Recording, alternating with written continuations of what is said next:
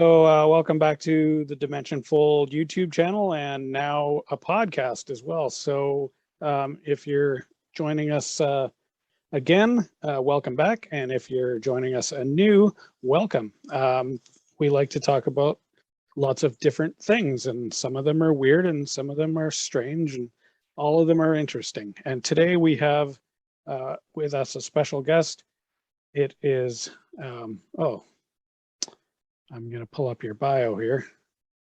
Today we have Robert W. Sullivan, the fourth, and Robert is a historian, philosopher, and antiquarian, jurist, lay theologian, writer, mystic, radio TV personality, showman, best-selling author, CEO, and lawyer. He is the author of 5 books, The Royal Arch of Enoch, Cinema Symbolism 1, 2, and 3, A Pact with the Devil, which is a novel, I guess, that one, last one, eh? Yes. And great. So Robert is also a Freemason, and I'll get you to explain the stuff that you have here, because I don't know what any of that means. So why don't we actually just jump in on that, because Freemasonry is a pretty interesting topic, and I think there's a lot of misinformation floating around, and it's kind of difficult to get the real story on what's going on. Who are the Freemasons? What are they all about? And so this is a great chance to shed some light on that. So I'll let you start however you want with that, Robert. Yeah, well, first off, thank you, Ken, for having me on Dimension Fold. It's my pleasure to be here. I mean, Freemasonry. It's a question that I could probably speak for hours on, and to try to condense it just into the time that we have. It's a secret society. It's a fraternal organization. It comes officially onto the history pages on June 24th, 1717, in London, England. Without question, it exists before that. But that's when its official entry onto the history books is. I mean, there are clearly Masonic lodges operating in Scotland, on the continent of Europe. And a lot of the history of it is lost. We're left to speculate on it. And again, it falls into who you want to listen to, who you want to believe. A lot of the early Masons wrote histories on it and go all the way back to biblical stoneworkers, people who built the Tower of Babel. In 1737, a guy named Andrew Michael the Chevalier Ramsay comes along, and he gives his oration. He says, "Oh no, this is all wrong."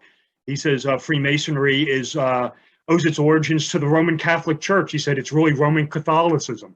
He said it's a product of the Knights Templar.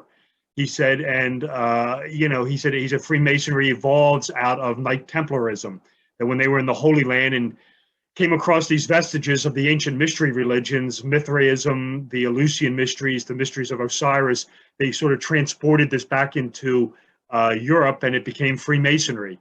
So you really do get this hodgepodge, smorgasbord history of Freemasonry, where you can always pick and choose, where does this thing come from? The one thing that's irrefutable with it, and this is, like I said, absolutely true, it incorporates so many different traditions and disciplines. I mean, when you look at it, you will definitely find elements of, esoteric Christianity, Judaism, Islam with Sufism, astrology, Gnosticism. You can blend that with alchemy, Rosicrucianism. You get this really mix of these different ideas and philosophies that really are incorporated into Freemasonry proper. And then you get into the high degrees, and then you're into a whole new ball of wax. So in its simplest form, Ken, it's a secret society, fraternal order. It's a lot more than that. I've been involved with it for 25 years now, a quarter of a century. And one of the reasons that I find it so fascinating is just because of what I just said. It incorporates so many different philosophies and esoteric traditions in it. And it's so influential. So in a nutshell, without going on and on and on, that's sort of what Freemasonry is. Okay. So is it part of an extension of part of the Hermetic tradition as well? Absolutely. I believe it is. Again, there are other people who will disagree with that. I mean, there are people who will tell you, it's nothing more than a fraternal order that does charity work. Period. End of story. I do not believe that the case. That idea is something that has really carried Freemasonry through most of the 19th century, through all of the 20th century, up until the 21st century, and especially in the United States, there was a divesting of Masonry from the hermeticism, from the esoteric side of things, due to something known as the William Morgan affair, which occurred in the 1820s. And it was because of that that Masonry kind of rebranded itself as this fraternal order that helps widows and orphans, and it got rid of it. It tried to cleanse itself of all its esoteric and occult ideas. Of course, they remained; they were just basically swept under the carpet. But no, I would definitely. I mean, yeah, you could definitely say that Freemasonry comes out of the Hermetic tradition. I mean, if you really come to understand it, Freemasonry is born out of a Hellenistic sage known as Hermes Trismegistus, and it's of course after him that we get the word Hermeticism. So yes, Freemasonry definitely comes out of the Hermetic tradition. Okay, and so I guess from my understanding of Hermes and the earlier parts of that was that a lot of his ideas were basically taken from the concept from Egyptian concepts with Thoth and some of the Egyptian sciences, I suppose, and some magic and a few other things like that. It's quite fascinating. Yeah, I mean, go ahead. I'm sorry. No, it's okay. Did you have something to say? No, it's if you read the Hermetica and the Pymander and the Latin Asclepius, you're right. I mean, you're absolutely correct. There's high praise of Egypt. You're dealing with magic. You're dealing with astrology, and you're dealing with a lot of Gnosticism. So no, you're spot on with that. Okay, cool. Yeah, and I guess it's not always a smart position to be in to be associated with things that might get you expunged or burnt alive or killed or whatever. So yeah, it makes sense that there is some some misconceptions around those origins, and some of those misconceptions are probably put there for safety reasons. Well, yeah, I mean, it's one of those things. Again, it's just one thing that is sort of universal. I mean, there's some universalities with Freemasonry. I mean, for example, if you read the old charges, these are legendary. These are documents that trace Masonry's legendary history. I mean, the one thing that you get into is this notion of Hermes Trismegistus, restoring the 7 liberal arts, the Vault of Enoch, the 7 liberal arts. If you read the literature, this is where Freemasonry comes from. So you definitely have Hermes as this godfather of Freemasonry. And then again, you get into the rituals with the construction of Solomon's temple. You get into the high degrees where it's the building of the second temple. You get a lot of solar allegory, a lot of solar symbolism, a lot of Gnostic motifs. So yeah, I mean, it really, really is heavy lifting, and Masonry really does incorporate a lot of occult, esoteric ideas. But like you said, they're kind of beneath the surface. They're there, but you got to go looking for them. Right. So what purpose do those play in Freemasonry? Like, is it ritualistic in terms of, like, is there some kind of learning behind it, like in basically revealing some hidden truth, or what else is going on here? Right, that's a great question, and the question is unfortunately somewhat subjective. You could ask that question to 1,000 different Freemasons and get 1,000 different answers. Mm-hmm. That's part of the problem with it. In a nutshell, and I can only give you my perspective on it, just speaking for myself, the rituals ultimately are designed to make you a better person. You undergo a symbolic death and you're reborn. The easiest way for me to categorize this, and this is one of the oldest archetypal motifs out there, is what you would call the dying and resurrected solar God-man. You can call this figure Jesus, you can call him Osiris, you can call him Mithras, you could call him Orpheus. It all runs. I mean, if you want to put it in modern terms, you could call this character Neo Anderson from the Matrix or Frodo Baggins. It's Harry Potter. It's all the same thing. You go through, when you join Masonry, and this is degrees 1, 2, and 3. You undergo a symbolic death and resurrection, and the purpose for this is it's sort of the death of the old and the rebirth of the new, and that you're being reborn as a better person. You're more enlightened. You're being brought from darkness to light. And the idea is, at least symbolically, is you are now equipped spiritually, mentally, to go out into society and better effectuate positive change. That's the idea behind it.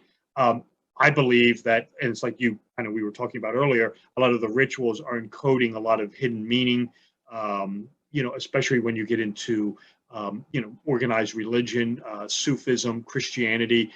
You'll see these same sort of motifs turning up over and over again in the Abrahamic faiths, more really with the occult traditions with them, whether it be Kabbalah, astrology, Sufism. They're there, but again, they're hidden beneath the surface. You got to kind of, peel back the onion to discover them. They are there within Freemasonry, but again, you kind of have to peel back the onion. So Right. that's sort of my take on it. Ultimately, I mean, it's for me personally, once I went through it, I mean, I definitely, my books, I mean, I definitely was interested in it. The one thing Masonry did for me was it taught me how to view the world symbolically, to understand symbols and symbolism. And if it wasn't for my membership in Freemasonry, I mean, I can tell you, Ken, that my books wouldn't exist. So, that's sort of what I got out of it. Right. Right. But that is interesting, because life imitates art and art imitates life. And so you've written 3 books now about how this symbolism keeps cropping up in Hollywood and probably all over the place. I mean, I live in Canada, but I've been to the United States several times, and one thing that I happened to notice that really struck me was on my last trip down. Well, not my last trip down, but a couple of years ago, I went to Vegas for the first time, and we stopped in at is it Mead Dam, or what's the name of the dam? Anyway. The Hoover Dam. The Hoover Dam. The Hoover Dam, yeah, the Hoover Dam. So at the Hoover Dam, have you been there? No, I have not. You'd think it was amazed. You'd be amazed by the symbology that's all built into the Hoover Dam in the like all around the dam. There's all of these I was calling them Masonic symbolisms, and some of them are thinly veiled and some of them are not veiled at all. And there's all these things that are like really intriguing as to like why were these put here. Like, it's kind of weird in a way, but really fascinating. And some of them are kind of encoding things like the latitude and longitude and the way that the stars are lined up and all this stuff. Right, it's like fascinating stuff. Like it's the kind of stuff that you read about like the Great Pyramids, but it's like on the more out there kind of extreme ends of what you read about them. And here we have them cropping up in present day America. So I find that fascinating. Yeah, no, I mean, this is when you're dealing with Masonry, one of the things you're also always treading on is operative Masonry, which is architecture. And when you're dealing with this, of course, you're dealing with the world of Vitruvius, who was the Roman architect. And, it's really not a conspiracy. I mean, he'll tell you in his works, when you build a building of importance, you got to align it to the right star systems. You got to find your ley line to put it on. I mean, this is right there in his literature, and he says right there, point blank, every architect is an astrologer. They have to be. You got to draw down the sympathies of the stars and the planets, depending on what building you're creating. And you can find it in government edifices. I mean, for example, in the United States Supreme Court building in Washington D.C., the cornerstone was dropped on October 13th. Of course, this is the sun at its apex in the sign of Libra, the heavenly scales. So you're symbolically drawing down the sympathies of Libra, the divine justice, and encoding it in your building. Shakespeare's Globe Theater was based on Vitruvian architecture by interposing triangles, which create circles and squares, which is a link to the microcosm, linking it to the macrocosm. This is why the actors performed on a square stage, and their archetypes. It's the theater of the world. It's the Globe Theater. It's the as above, so below of Hermes Trismegistus. So yeah, I mean, when you're dealing with operative Masonry, you know, and you're dealing with Freemasons, yeah, you will find, this should come as no surprise to people, you will constantly be finding these astrological alignments, ley lines, geomancy, occult architecture. And again, it goes back to this Roman architect, Vitruvius, which is where a lot of this is coming from. And again, he gets into this, esoteric side of building things. Right. So is it supposed to is it like almost magic in a way, or is it just because it's cool? Like, is there really something going on? Right. The idea behind it is the philosophy behind it is when you align the building or the art, whatever it is, the edifice to the particular planet, the star system, you're drawing, since the theory is since the stars and the planets are closer to God, you're drawing down their divine powers and implanting them in your building. That's the motivation behind it. Okay. And it's easy to see, like, basically Washington, D.C., the whole city is kind of laid out that way, isn't it?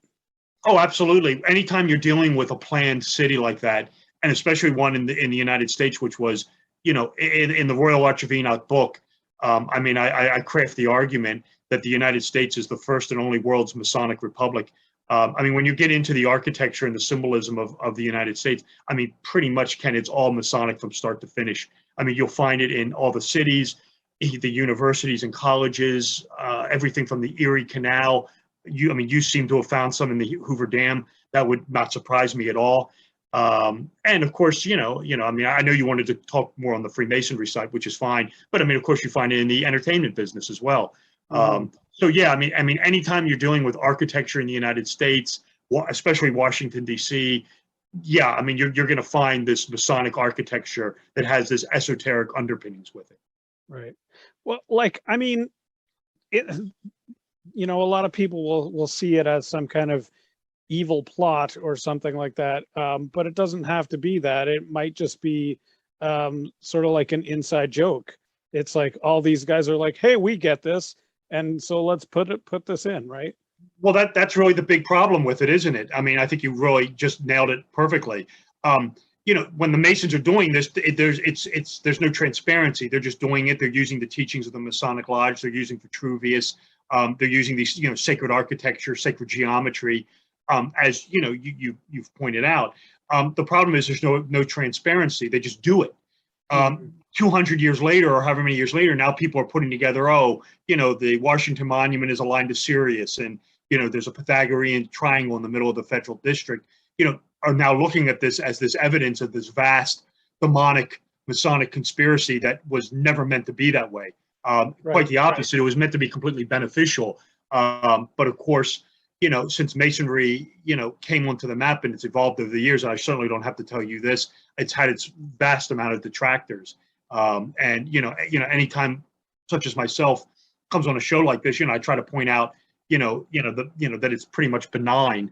Of course there'll be someone who leaves a comment, oh, he's a Mason himself, he's just covering, he knows, he knows he's lying. Unfortunately, I can only tell you it as I know, but I'm fully familiar with that side, and I understand why people feel that way. I really do. But again, studying it was never intended to be some sort of dark, evil conspiracy. It was just they were using the teachings of Masonry coming out of the Hermetic tradition. Granted, is it mystical? Yeah, of course, but that doesn't make it evil. No. To really create this new Masonic republic. Right. Well, let's compare Freemasonry and Catholicism. Are they evil? Okay, let's look at it line by line. So, do Freemasons kill millions of people over the course of a couple thousand years? No. Does the Catholic Church? Yes. Do Freemasons want to control the world? Maybe. Does the Catholic Church? Yes. Do the Freemasons have some kind of agenda? I don't know. Does the Catholic Church? Yes. So I don't know what people are complaining about really exactly. But yeah, it's easy to call names and point fingers. Yeah, one of the things that's really interesting about this is that, and what I'm about to say is really sort of the crux of where all this Masonic conspiracy stuff comes from is, you could craft an argument, I think quite successfully, that Masonry was founded as some sort of like Protestant mystical league to combat the Jesuits, which was sort of the Catholic mystical group. You find this with this group that sort of was like the proto-Masons, with this group called the Rosicrucians. Whether they existed or not is debatable, but there definitely seems to be this sort of, under the surface of history, Rosicrucian movement that was sort of founded to combat the Jesuits. And why was it important to combat the Jesuits? They were put in charge of the Counter-Reformation. When you understand that Masonry developed as sort of a vehicle to combat the Counter-Reformation led by the Jesuits, that's when all this starts to sort of make sense. And you get Freemasonry proper, like I said, come onto the scene as sort of this mystical Protestant brotherhood, come onto the scene in 1717. And it's really years later, with the creation of the High Degrees, what ultimately becomes the Scottish Rite and the York Rite. This was an invention of the Society of Jesus to infiltrate Freemasonry. So you constantly have this give and take between the Masons and the Jesuits, and this nexus between the two groups is really the birth of almost every conspiracy out there. It is this nexus between the Freemasons and the Society of Jesus that you get the Illuminati, the Kennedy assassination, 9/11, the Protocols of the Elders of Zion, you name it. It all comes out of this nexus between the Freemasons and the Society of Jesus. And when you really break it down, you can see, the two groups, as vastly different as they are almost identical. They both use the sun as their premier symbol. They're both, these all-male solar brotherhoods, sort of, at odds with each other. But, you read the philosophies of people like Joachim of Fourier, they'll tell you that they are working in tandem to sort of midwife society along to help, evolve society. So it's a really deep subject matter. And again, this was what we're talking about now is really sort of the heart of the crux of my very first book, The Royal Arch. Okay. And really there's some nationalism baked in there because you got French versus English. Well, this is just it. And again, this is, some of the differences between Freemasonry, within Freemasonry, it's not universal. This is another big misconception of it. People think Masonry is universal. It is not. There are vast differences between Masonry as it develops in the United States, as it develops in France, as it develops in England.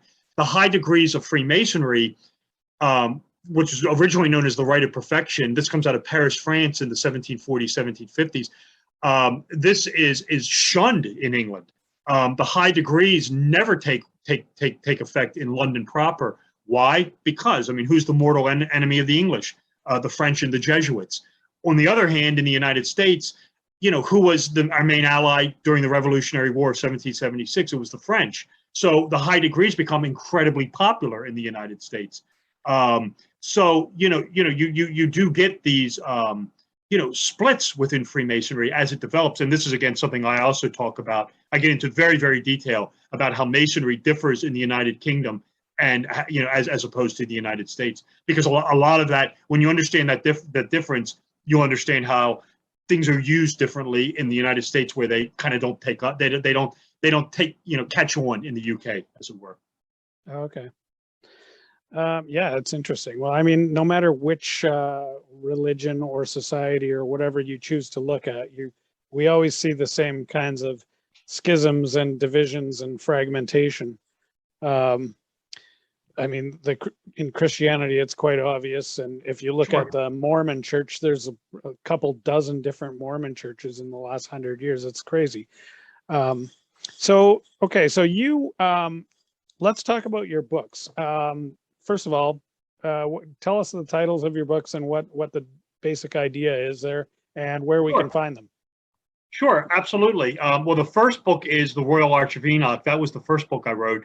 The thesis of that book is that the main thrust of that book is to present a historical anomaly, that the lost book of Enoch, this is the Ethiopic one Enoch, which is lost to history from around the 2nd, 3rd century to 1783, when 3 copies are returned to Europe by a Freemason, no less, by a guy named James Bruce. In that time frame, in the 1740s, when the book is still lost, the high degrees of Freemasonry are being developed, and there's one rite in particular, which is arguably the most important ritual in all of Freemasonry, called what else but the Royal Arch of Enoch, is incorporating elements and components of one Enoch, which shouldn't be happening because, according to mainstream history, the book is lost to the West, lost to Western civilization. So that's the thesis of the main book, is the first book, is to present that. And I also get into the importance of the ritual, why it's critical within Freemasonry. And it's really, when you come to understand, I guess, the ethos, the symbolism, the philosophies coming out of that ritual, you will see that it is this high degree ritual that really the United States is being crafted around. So that's the first book. That's the Royal Arch of Enoch book. Okay, so I have questions about that. So Sure. okay, so so let me just rephrase what I think you said. So while some internal Freemason rituals were being developed, they were based upon a book that supposedly didn't exist at the time, that was found later. And so Right. The book exists. The book existed, but just was not unknown to Europe at the time. Right. So that means someone somewhere, some Freemasons had access to this book that nobody else knew about. Correct. That we now have, that we know as one of the books of Enoch. Okay. Correct. So that does answer one of my other burning questions: is do the Freemasons have secret knowledge? Well, they did that in that case. Yes. Yeah. They do have secret knowledge, because the rituals, I believe, encode a lot of secret knowledge. And you could actually craft an argument that some of the high degree rituals may be encoding lost history. That's certainly possible. What I should point out to you is the high degrees of Freemasonry are not being developed by the Freemasons. They're actually being developed by the Jesuits. So it's the Jesuits who had access to this thing. And the high degrees are being developed as a counter-Reformation ploy or ruse to restore the motivation behind the high degrees is to restore the Stuart Catholic pretenders back to the throne of England. That's the motivation behind the high degrees. And it's this one particular ritual. It still exists to this day. It's the 13th in the Scottish Rite. It's the 7th in the York Rite. It's called the Royal Arch of Enoch. And it's critical. It's arguably the most important ritual in all Freemasonry. And it's so important because if you understand what's going on in the Blue Lodge, you understand why it's so important. But at any rate, the ritual is actually being crafted by the Society of Jesus. And of course, then it begs the question, who could have where could this lost book of Enoch have come from? And there's several candidates for this. One is, of course, John Dee, who had a very exhaustive library.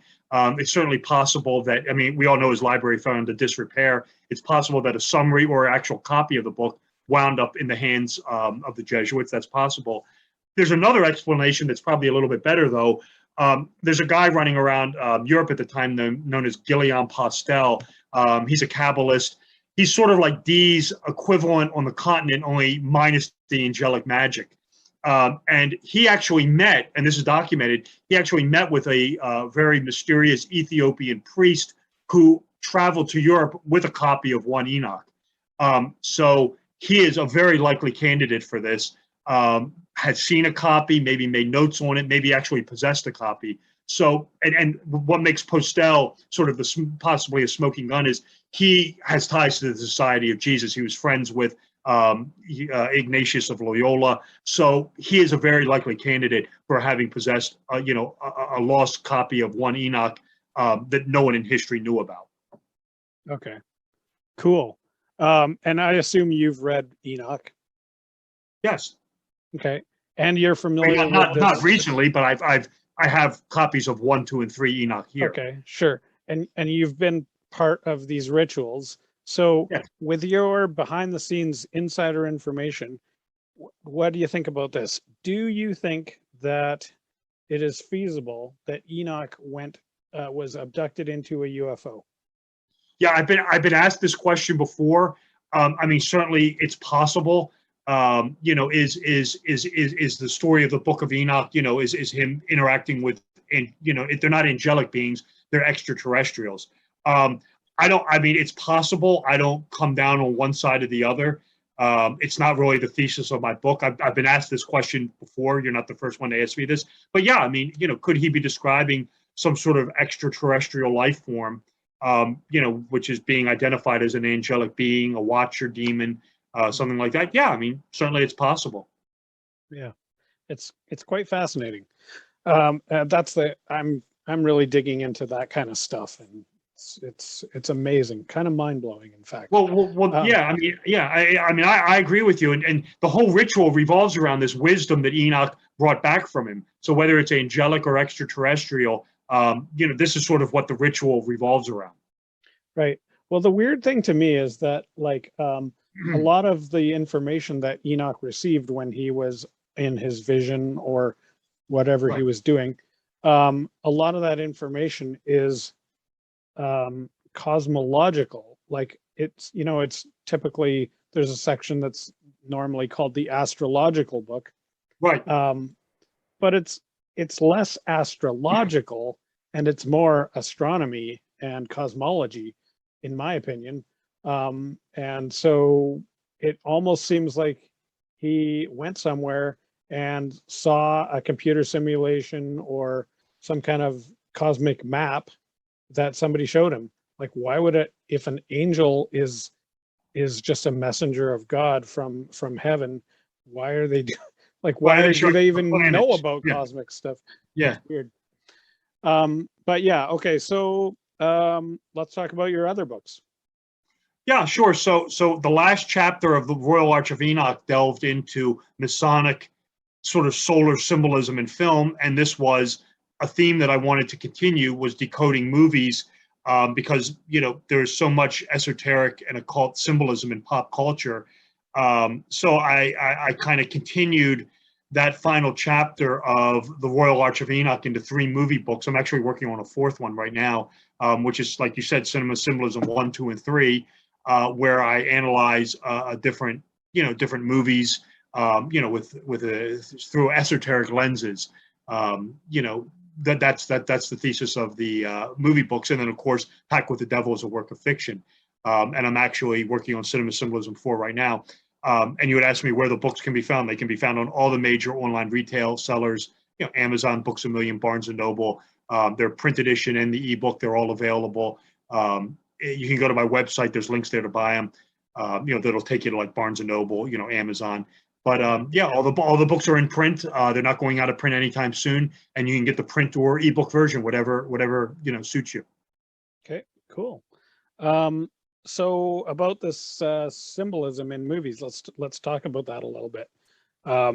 Like, I have this theory, I guess, or I've been noticing a pattern that I see, like, a lot of the same ideas are popping up in movies around the same time, and it's almost like they're getting some kind of I don't know, what would you call it, divine inspiration, or they're getting communication from beyond, from somewhere, and people are getting these insights, I suppose, and turning them into art. So is that kind of where you're coming from? Or yeah, is I it mean, more... yeah, it's a little of both. I mean, some of the symbolism in film is deliberate. I mean, where if you get a sophisticated filmmaker, like Darren Aronofsky or Ari Aster or Stanley Kubrick, I mean, you're going to get a lot of occult meaning, buried into their movies. You can also get into the world of what is best called synchronicity. That's Right. where this stuff is somehow linked supernaturally. Mhm. That's also an interesting phenomenon, and that's where, like, for example, and this is where I get into, where I talk about this in my book. That's where, like, a movie becomes prophetic, almost, as it were. Where Right. like the China Syndrome is released a week before 3 Mile Island. Or certainly I've been on loads of shows talking about the lead up to 9/11. Where you get all these little 9/11 clues and hints in movies, within the 5 years before 9/11/01. And what makes it particularly really even weirder is so many of the movies are what I would call Gnostic cinema. That they involve this Christian heresy called Gnosticism, which has to do with self-awakening, awakening to self-consciousness. Themes like that. Right. is it intentional? I mean, it seems to me it really ties into what Jung called synchronicity, where they're linked, but it's through some sort of supernatural mechanism that we fully don't understand. In my books, I try to provide an explanation for it, but it's just me speculating. It's me trying to do the best job I can. So yeah, you have to take all this into consideration when you're analyzing this stuff. Certainly, you watch a movie like Black Swan or whatever. I mean, you're definitely going to see Easter eggs, things that Aronofsky's putting in there to convey a deeper meaning. But then you get into this whole rash of Gnostic movies that came out in the late, right before the turn of the century, kind of this lead up to 9/11. I mean, it really is creepy. I mean, it really is, casts this sort of eerie, thing where you're looking at it and you're thinking, you kind of really do, you come to the conclusion, at least I did, that you feel like there's no human hand behind this. This is kind of treading into the world of the supernatural, which in my opinion again, just my opinion, is 10 times more interesting. Yeah, absolutely. Okay, well, that's a really interesting example. Can dive into that a little bit more. Like how are those, which movies, and how Sure. were they prophetic? Sure. Well, let's go with the 9/11 theme. I mean, Yeah. you have movies, such as like The Matrix, which is a very Gnostic movie. It's the Valentinian thread of Gnosticism from start to finish. It's you have the false reality, you have the awakening to consciousness, the false reality. The what is put before your eyes is not real. Right. That whole Valentinian Gnostic thread, and of course, if you watch the movie, Neo Anderson, this is Keanu Reeves, his passport expires on none other than 9/11/01. So you really do get this idea of death of consciousness, reawakening. You will find the same theme in Vanilla Sky with Tom Cruise. This is another very Gnostic film where the movie was released post 9/11. It was released in December of 01, but it was made prior to 9/11. And at the very end of the movie, and again, spoiler alert is on for if you haven't seen it. At the very end of the movie, he goes up to this super high skyscraper overlooking the Twin Towers and leaps off. It's the first thing you think of is these people falling off the buildings. So you have that. It's very poignant if you watch it. It's not tongue in cheek or anything like that. It's very sad to watch. And you get a movie like Fight Club, again a very Gnostic movie. Ideas of the demiurge messing around with humankind, false realities, the destruction of the material world. In Fight Club, you have Tyler Durden at the end. You have the destruction of the two buildings, the financial centers. You have Tyler Durden, excuse me. This is the Brad Pitt character referring to it as Ground Zero. Earlier in the movie, you have the destruction of the piece of corporate art, which is modeled after the Sphere, which was badly damaged, which sat at the World Trade Center Plaza, badly damaged. That's destroyed in the movie. So we have that theme. Not a Gnostic movie, but you have 2000's The Patriot with Mel Gibson. At the very beginning, he puts the chair on the scale. It weighs 9 pounds, 11 ounces. He sits in it. It comes crashing down.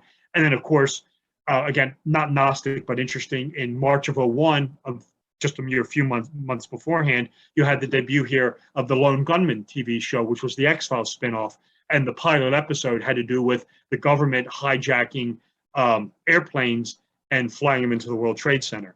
So, that's just a couple examples Wow. of this stuff. And then what makes it even stranger is you get into some of the numerology with this stuff. One of the planes hit, one of them hit, the 77th floor. You had Flight 77 taking off, from Dulles, hitting the Pentagon. The Pentagon is 77 feet tall. The Pentagon was dedicated on September 11th, 1941, 50 years earlier. It's just one numeric coincidence after another. It just really starts to blow your mind when you look at this stuff. So, okay, but so maybe it's not a coincidence because the Freemasons planned all that. They planned the height of the Pentagon. They planned the locations of it. They were involved in all of the construction of all of those projects. So it's possible. I'm not saying this is like this just came to me now, but it's possible that the crash on 9/11 was planned by Freemasons to fulfill their prophecies in the movies that they had been putting out in the last 5 years. Yeah, no, I don't see it that way. I don't see the Masons being involved. I would definitely see it as more of a government spook operation than the Masons being involved with it.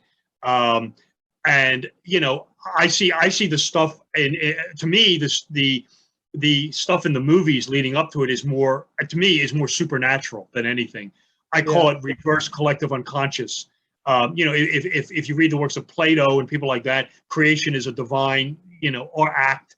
So, could it be the creation of this movie? You're sort of tapping into some ethereal realm and putting the symbolism in the movies that you're not even aware of. Of course, what you're saying is possible. And of course, you do have occult architecture going on. Certainly with, the Pentagon is aligned to the Old North Star, which is Sullivan, which is the god of war. So, of course, you want your Department of Defense aligned to that particular, star. So, yeah, I mean, there is some definitely eerie coincidences with it, but the synchronicity with it, I don't really see a Masonic hand behind it. Maybe that's just me speaking, but it definitely, one of the things that I said in my book that is really strange about it is one of the things that I noticed was I kind of took the idea of, okay, if this is a conspiracy and this is planned out, one of the things that the conspiracy minded people talk about 9/11 is that the buildings, the two twin towers, were brought down in a controlled demolition. That the planes hit the building, but the building, it wouldn't have collapsed the buildings. The buildings collapsed in their own, footprint, so they were brought down in a controlled demolition. So if that's the case, then obviously you have to ask the next logical question was, well, then you're then into the realm was an explosive would have had to have been planted inside the building leading up to this. I mean, you're in that realm. What makes this so peculiar is, believe it or not, that there was actually from January of 2001 up until about 9/11, there was a construction company that had access to the entire buildings doing elevator repair work. And you would think to yourself, I mean, I have an elevator in the office building I work in. Anytime this thing, goes on the fritz in the United States, the only company that fixes elevators is called Otis Repair. They've been around since the 1850s. It's the oldest elevator company in the country. Well, believe it or not, when the elevators were being worked on, and again, the workmen would have had access to all the support beams, the load-bearing members, the support columns. The company that did this was called the Ace Elevator Company, of all things. They vanish after 9/11. They disappear. They go bankrupt. They're never heard from again. And of course, you could put forward the theory that this was some sort of government spook operation, planting explosives in the cores of the two World Trade Centers. Believe it or not, this actually seems to come out of a movie, of all things. In 1985, there was a movie called Spies Like Us that starred Dan Aykroyd and Chevy Chase.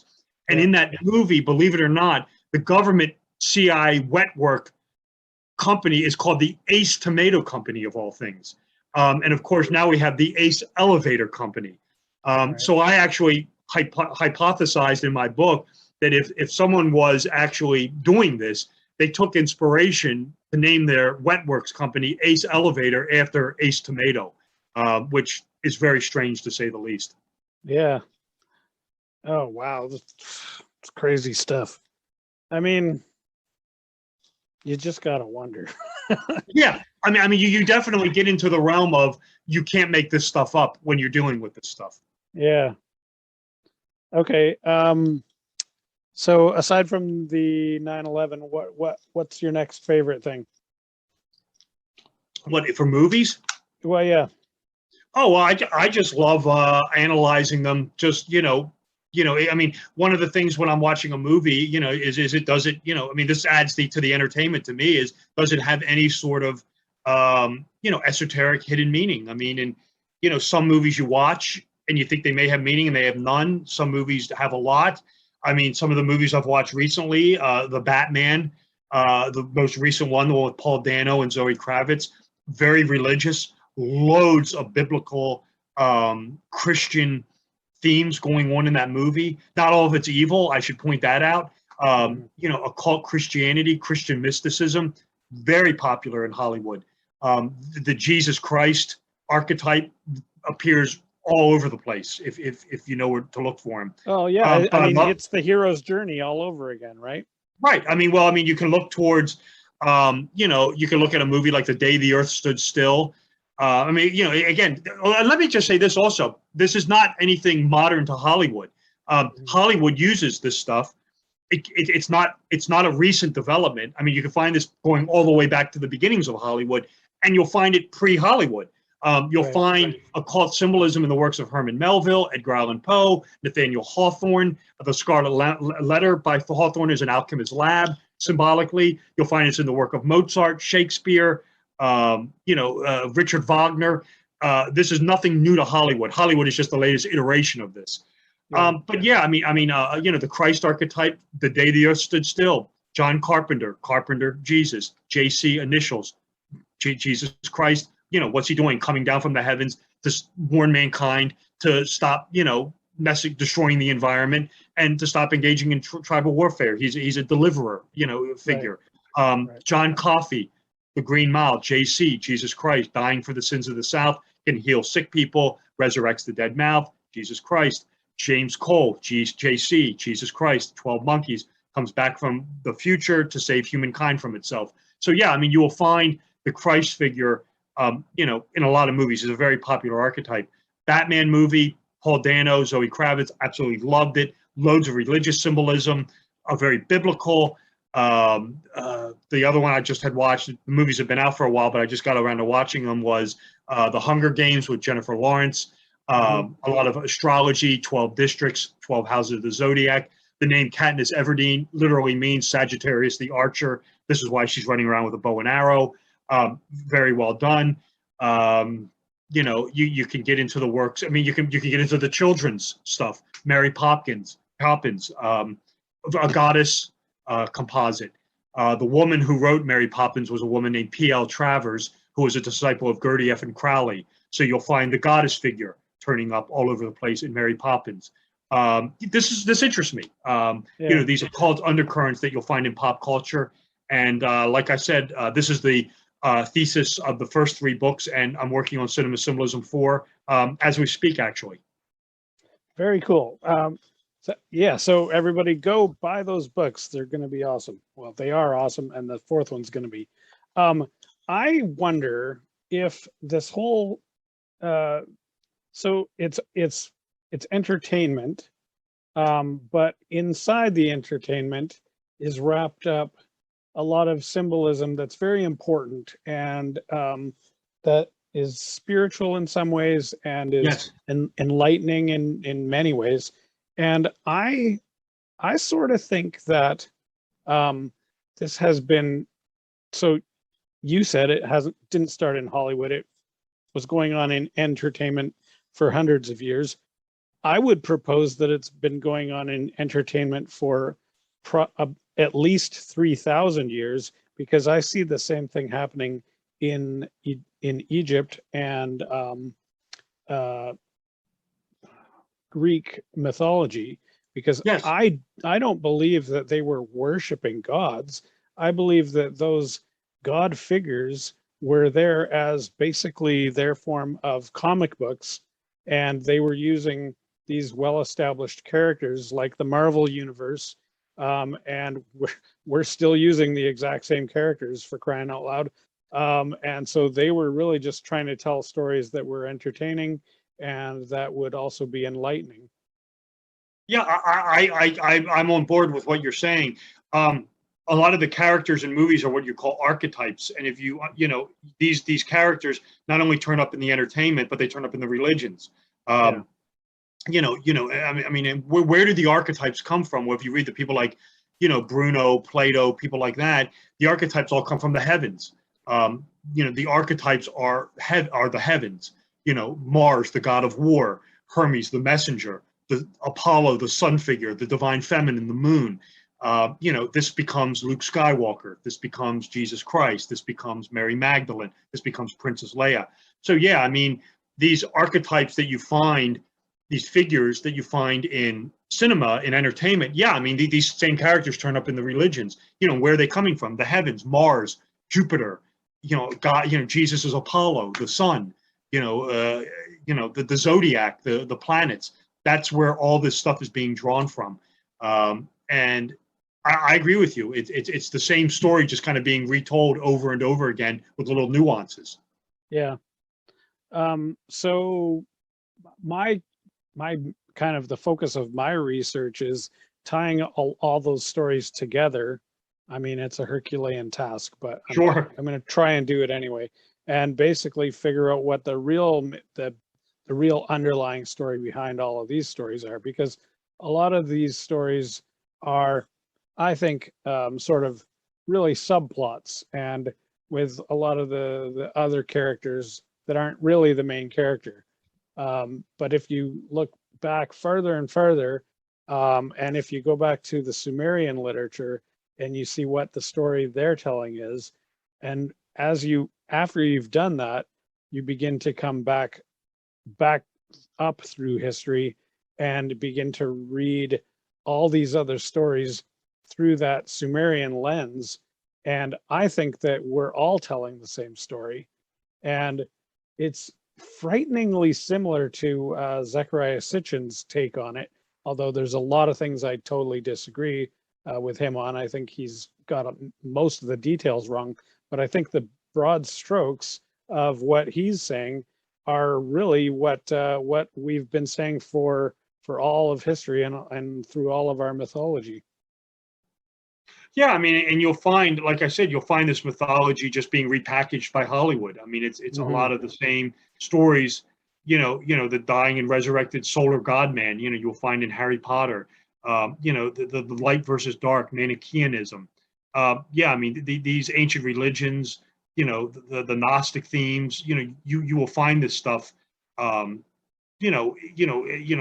craft the argument, where can you also find the archetypes? Well, you find them on tarot cards. Right. Take the first movie, take the first Star Wars movie. I mean, in the first, 20 minutes of Star Wars Episode 4, we're introduced to the devil, Darth Vader, the moon, Princess Leia, the sun, Luke Skywalker, and the hermit, Obi-Wan. I mean, where do we find those? The hermit, the sun, the devil, and the moon, the tarot deck. Right. I mean, so, those characters are just living, breathing tarot cards. They're archetypes. And yeah, I mean, I agree with you. This stuff goes back millennium. You find it in other literature and other entertainments, and Hollywood is just, like I said, the latest version of it. Yeah. Okay, so we've got about 5 minutes left, I guess. And I did want to ask you about the Kabbalah. And, oh yeah, right. I forgot about that. Yeah, specifically, if you have any insights on the merkabah stuff, I'd really like to hear that. Yeah, I mean, it's a complex study, Ken. I guess to understand merkabah, you gotta go back a little bit. For starters, Kabbalah evolves over time. It evolves through midrash literature, the Bahir, the Sefer Yitzhar. And it starts to understand the merkabah. You have to, Ma'aseh merkabah. You got to go back to Ma'aseh Bereshit, which is the Jewish act of creation, which runs parallel with the Genesis story. And in Gnosticism, this is the pleroma. And it's the idea is that the throne chariot of God has these, what do they call it? It's the living creatures. It's the Hadath. And this morphs over time into what is known as the Midoth, or these 10 qualities or attributes of God. And this fullness is dwelling in this, what's known as the Gnostics, is the pleroma. It runs parallel. The Midoth evolve over time to what are known as the Sephirah. And these are the divine qualities of God, which make up Kabbalah, which make up the tree of life.